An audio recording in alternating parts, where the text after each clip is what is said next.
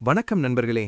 ராமாயணம் அது தியாகம், தர்மம் மற்றும் பல ஆழ்ந்த தத்துவங்களை உள்ளடக்கிய ஒரு புனிதமான இதிகாசம். இந்த காவியத்தில் மாபெரும் அறிவும் தவ வலிமையும் கொண்ட இலங்காதிபதி ராவணப் பெருமான் சீதா பிராட்டியை தன் இருப்பிடமான இலங்கைக்கு அழைத்துச் சென்றார். இந்தச் செயல் ஏன் நிகழ்ந்தது? ஒரு பெண்ணின் மீதான விருப்பத்தால் மட்டுமா, அல்லது இதற்குப் பின்னால் ஏதேனும் உன்னதமான இறை திருவுள்ள இரகசியங்கள் மறைந்திருக்கின்றனவா? ராவண பெருமான் சீதா பிராட்டியை அழைத்துச் சென்றதன் உண்மையான காரணம் என்ன? ராமாயணத்தின் மிக ஆச்சரியமான அரிய ரகசியத்தை தெரிந்து கொள்ள இந்த வீடியோவை முழுமையாக காணுங்கள். நிச்சயமாக நீங்கள் அறிந்த காவியம் புதிய பரிமாணத்தை அடையும். இலங்காதிபதி ராவணப் பெருமான் வெறும் ஓர் அரசனாக மட்டும் பார்க்கப்பட வேண்டியவர் அல்ல.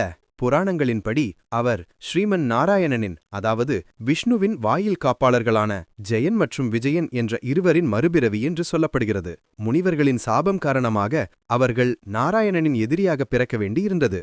இந்த திரேதா யுகத்தில் திருமாலின் அவதாரமான ஸ்ரீராமருடன் மோதும் பாத்திரத்தை ராவணர் ஏற்றுக்கொண்டார். இந்த பிரதியின் நோக்கமே ஸ்ரீராமபிரானின் திருக்கரங்களால் மோட்சமடைவதுதான். அந்த புனிதமான மோட்சத்தை அடைவதற்கான ஒரு வழியாகவே சீதாதேவியை அவர் பிரித்து வைக்க வேண்டிய அவசியம் ஏற்பட்டது. மேலும் ஒரு முக்கிய காரணம் உண்டு. ராவண பெருமான் தன்னுடைய ஆணவத்தின் காரணமாக கைலாயநாதன் சிவபெருமானின் வாகனமான நந்திதேவரை அவமதித்தார். அப்போது நந்திதேவர், நீ யாரை இகழ்ந்தாயோ அந்த குரங்கு இனம் மூலமாகவே உன் அழிவு நிகழும் என்று சாபமிட்டார். அந்த சாபத்தை நிறைவேற்றும் வகையிலேயே ஸ்ரீராமபிரான் அனுமன் மற்றும் சுக்ரீவன் தலைமையிலான வானரசேனையின் உதவியுடன் ராவண பெருமானை வீழ்த்த வேண்டிய ஒரு காவிய திருப்பம் அவசியமானது. ராவண பெருமான் தனக்கு அழிவு வரக்கூடாது என்பதற்காக பல உன்னதமான வரங்களை பெற்றிருந்தார். தேவர்கள், அசுரர்கள், கந்தர்வர்கள், அரக்கர்கள் யாராலும் தனக்கு அழிவு வரக்கூடாது என்று வரம் கேட்ட அவர் மனிதர்களை அலட்சியப்படுத்தினார். ஸ்ரீராமரை ஒரு சாதாரண மனிதனாகவே அவர் கருதினார். ஆனால் ராவணருக்கு தெரியும் ஸ்ரீராமர் சாக்ஷாத் மகாவிஷ்ணுவே என்று.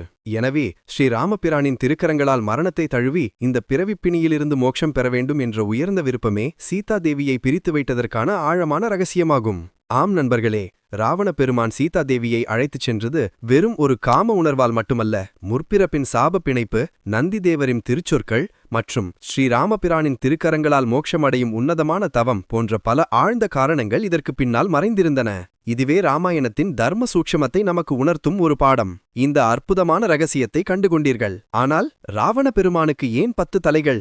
ஒவ்வொரு தலைக்கும் ஒரு சிறப்பு வாய்ந்த பொருள் இருக்கிறதா? அதன் பின்னணியில் இருக்கும் பரம ரகசியம் என்ன? அதை பற்றி அடுத்த வீடியோவில் விரிவாக காணலாம். அடுத்த வீடியோ தலைப்பு: ராவண பெருமானுக்கு ஏன் 10 தலைகள்? ஒவ்வொரு தலைக்கும் ஒரு சிறப்பு வாய்ந்த பொருள் இருக்கிறதா? ரகசியம் என்ன?